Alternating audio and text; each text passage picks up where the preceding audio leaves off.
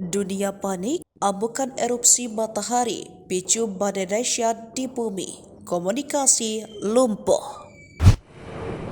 Dua fenomena langka akan menimpa bumi pada Senin 8 April 2024. Peristiwa pertama terjadi gerhana matahari total di sebagian besar wilayah Meksiko, Kanada, dan Amerika Serikat.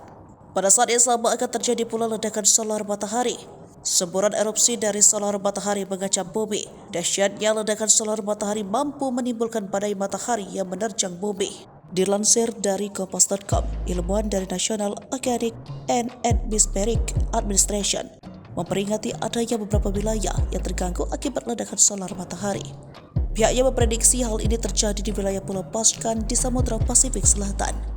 Lonjakan solar matahari secara signifikan juga tidak menutup kemungkinan terjadi ledakan lebih dahsyat dan mampu melontarkan CME ke bumi dalam jumlah yang besar.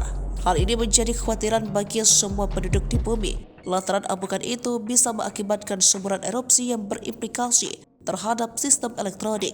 Tak hanya itu, padam listrik dan perubahan iklim juga menjadi rentetan yang menakutkan jika badai matahari benar-benar terjadi.